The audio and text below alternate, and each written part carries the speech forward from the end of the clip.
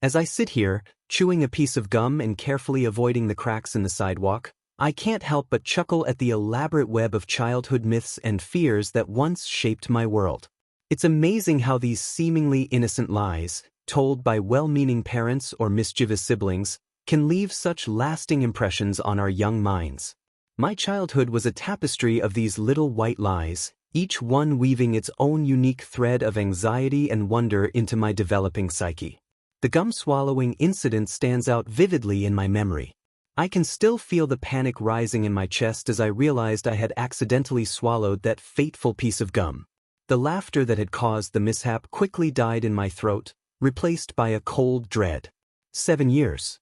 7 whole years of having that gum sitting in my stomach, an unwelcome guest that would refuse to leave. For the next week, I lived in a state of constant anxiety. Every gurgle of my stomach sent a fresh wave of panic through me. Was the gum moving? Was it sticking to my insides? I imagined it growing larger with each passing day, like some sort of bubblegum monster from a B-grade horror movie. My attempts to fix the situation were both desperate and, in hindsight, hilarious. I raided the kitchen for fiber-rich foods, convinced that if I ate enough bran flakes and prunes, I could somehow force the gum out of my system. I even considered asking my parents to take me to the doctor, but the thought of admitting my condition was too embarrassing. When I finally broke down and confessed to my mom, her laughter was both a relief and a source of embarrassment. As she explained the truth about gum digestion, I felt a weight lift off my shoulders. But that feeling was quickly replaced by a sense of foolishness. How could I have believed such a ridiculous lie? Even now, years later, I can't chew gum without a tiny voice in the back of my mind whispering, "Don't swallow it." It's a reminder of how powerful childhood beliefs can be, and how they can linger long into adulthood. But the gum incident was just the tip of the iceberg when it came to childhood myths that shaped my behavior. The wind-changing lie was another that left a lasting impression. I can still picture that day in the backyard, the sudden gust of wind freezing me mid-silly face. The terror I felt was real and overwhelming. For the rest of that day, I was convinced I was doomed to a life with a permanent goofy expression. I avoided mirrors, terrified of what I might see. When I finally mustered the courage to look at my reflection, I was both relieved and confused. My face looked normal, but surely the wind had changed. Was the change gradual?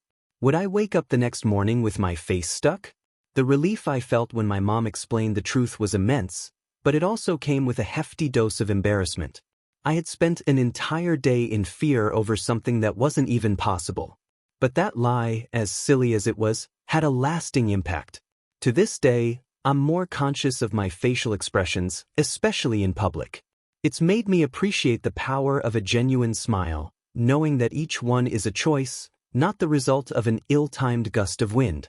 Then there was the classic, step on a crack, break your mother's back superstition. This one turned every walk to school into a high-stakes obstacle course. I would hop, skip, and jump my way down the sidewalk, eyes glued to the ground, meticulously avoiding every crack and seam in the concrete. My friends thought it was a game, but for me, it was deadly serious. The thought of causing my mom pain was unbearable. I remember the day I accidentally stepped on a crack, lost in thought about an upcoming spelling test. The panic that washed over me was intense. I ran home as fast as my legs could carry me, convinced I would find my mom writhing in agony. The sight of her standing in the kitchen, perfectly fine and laughing at my frantic explanation, was both a relief and a revelation. It was one of the first times I realized that adults might not always tell the truth, that some of the things I believed so fervently might not be real. Yet, even with that knowledge, I still find myself avoiding cracks in the sidewalk. It's become a habit, a tiny superstition that I can't quite shake. In a way, it's a link to my childhood self, a reminder of the magical thinking that once colored my world. But perhaps the most outrageous lie, and the one that had the most immediate impact on my daily life, was the vegetable transformation myth. My older brother, in all his infinite wisdom, had convinced me that not eating my vegetables would turn me into one. The logic of a 5-year-old couldn't argue with this seemingly plausible threat. Dinner became a nightly ordeal. I would sit at the table, staring at my plate of peas or broccoli, imagining the horrifying transformation that awaited me if I didn't eat them. In my mind, I could see myself slowly turning green, leaves sprouting from my ears, roots growing from my feet. The thought was terrifying. I tried every trick in the book to avoid eating my vegetables without triggering the dreaded transformation. I would hide them in my napkin, feed them to the dog under the table, or spread them around my plate to make it look like I'd eaten more than I had. But the anxiety was constant. What if I hadn't eaten enough? How many vegetables did I need to eat to stay human?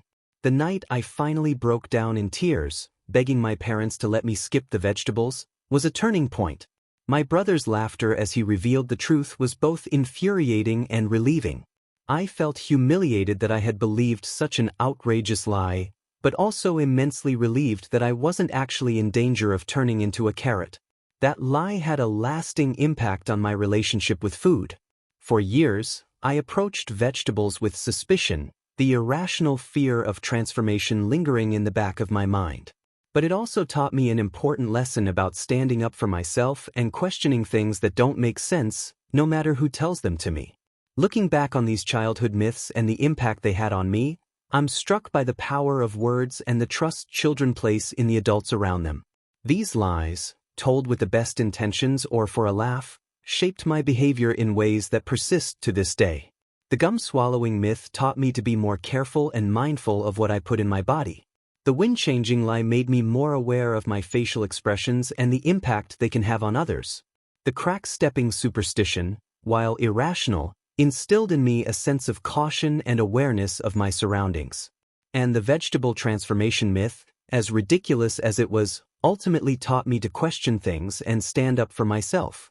These childhood myths, while sometimes causing unnecessary anxiety, also added a layer of magic and wonder to the world. They made everyday activities like walking to school or eating dinner into adventures filled with potential dangers and magical consequences. In a way, they made the world a more exciting, if sometimes scary, place.